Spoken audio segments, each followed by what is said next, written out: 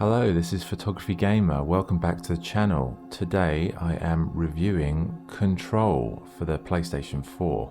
Control is an action-adventure game developed by Remedy Entertainment. The game is set inside the Federal Bureau of Control, which is basically like the FBI meets the X-Files. Their job is to study unexplained phenomena and try and figure out what's going on with all that kind of stuff. The main character in Control is Jessie Fadden, played by the actress Courtney Hope. Long story short, Jessie is in the Federal Bureau to find out where her younger brother is. The game starts with you finding the director of the Bureau dead in his office. You pick up the gun, because obviously why wouldn't you pick up a gun at a crime scene, right? So the gun is an object of power, and this gives you special powers, and it also lets you speak to the board of the Bureau through some kind of mind telekinesis control. The gun can shapeshift into other weapons like a pistol or a mini shotgun, as well as many other iterations. It's rechargeable, so there's no ammo hunting, thankfully. As you progress, you unlock more powers through the completing chapters and tasks until you can use telekinesis and the ability to fly for a short time. You can unlock mods for your character and weapons, which are obtained through collectibles acquired through playing the game and killing the enemies, etc, etc.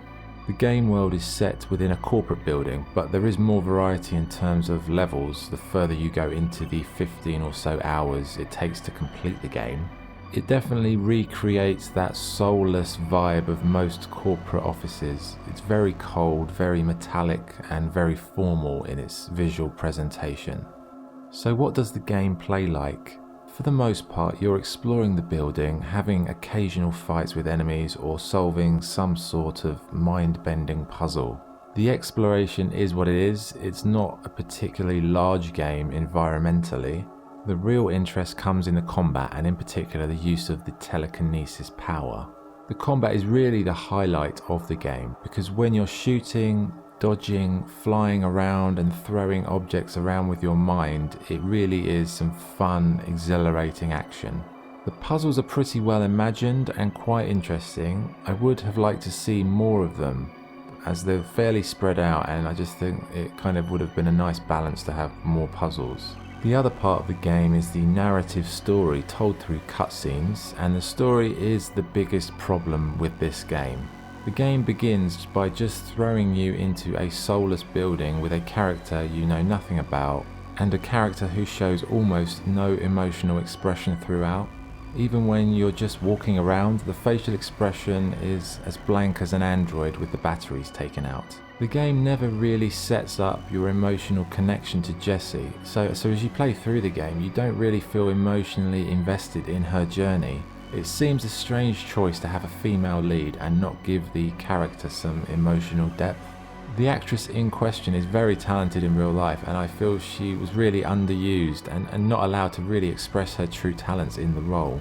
So the story is quite a numbing experience, partly because of how the game starts by not giving you any real opportunity to bond with Jessie in terms of the narrative or the backstory, but also because the narrative exchanges between characters are on the whole quite emotionless and bland.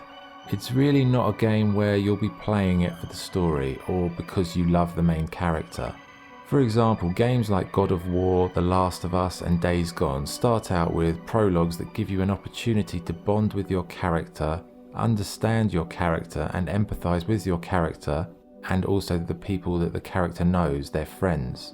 And that's a very important part of any story, because it sucks you in right at the beginning and it gives you something to invest in. Control could definitely take a few lessons from those games I mentioned, because they deal with emotional development in a narrative sense in a much more complex and emotional way.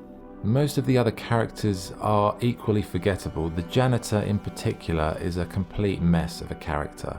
It's like someone watched a David Lynch movie and copied one of his obscure characters and thought, yeah, that'll be cool.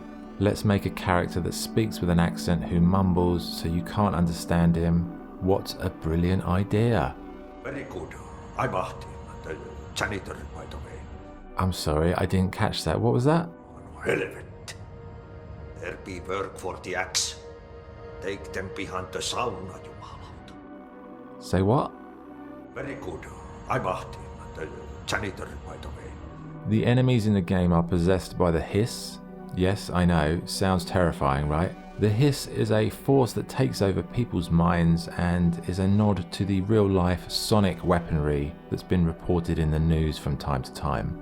The one part of the game that is a true success is the use of telekinesis as a weapon. It's actually some of the most fun parts of the game. There's nothing quite as enjoyable as throwing a bunch of tables and chairs at your enemies, or just going into a room and having a tantrum and just throwing everything around. That's just really enjoyable on its own. It can lead to some very creative and unpredictable results, and it's the one area in which the gameplay works, and it makes it really unique in that respect. The puzzles are also at times quite interesting. They're not hard, but they will be challenging if you don't have your wits about you or you can't think outside the box. Okay, so graphics. A special mention has to go out to the art department of this game. The visual style is excellent, as is the colour palette used and the style of the architecture.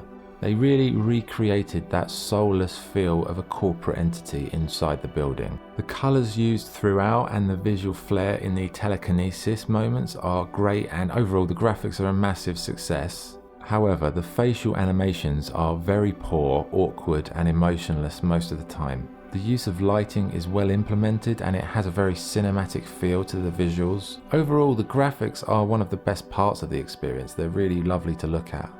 The game does have a photo mode, however, it wasn't available upon release, so that will tell you a lot about what to expect. It hasn't had much effort put into it.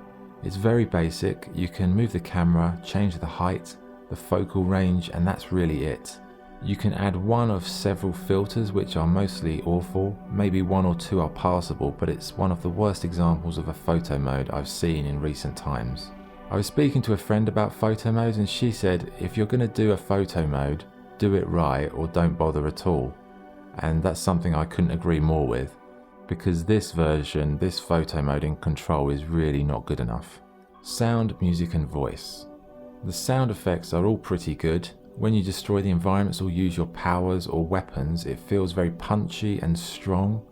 The voice acting isn't bad, it's the script they've been given to work with. It really doesn't give them any substantial opportunity to express real emotion or emotional resonance through their roles in the game. It feels like most of them were hamstrung by it, and in general the dialogue is pretty disappointing. In particular, the janitor character again, who is one of the worst characters in terms of audio quality I've ever heard.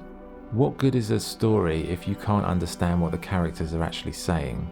The narrative in general is pretty thin, and the mumbling of the janitor is a kind of perfect metaphor for the story. It presents itself as an interesting mystery, but you scratch that veneer and under the surface there is a large void where the emotional impact of a story should reside, but unfortunately there isn't anything behind that veneer. Okay, so what's good and what's bad about Control? What's good? The telekinesis powers are great fun to use. The combat can be pretty exciting at times.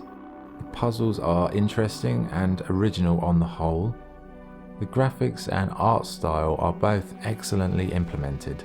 What's bad? The story is very disappointing. The main character isn't very likable.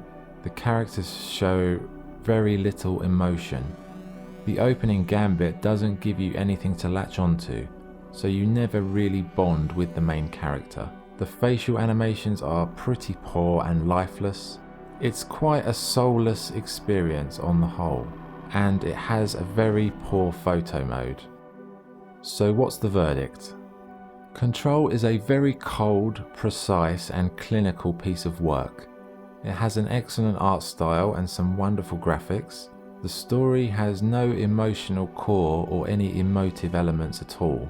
The game leaves you feeling underwhelmed and under-engaged, because technically it's a good game, but it doesn't really have any soul. It's the kind of game that is more about style than substance. It's pretty short, and I'm not sure there would be any replay value for most gamers. So saying all that, who should buy this game? If you enjoy fast-paced tactical combat, telekinesis and the occasional puzzle, you'll enjoy it.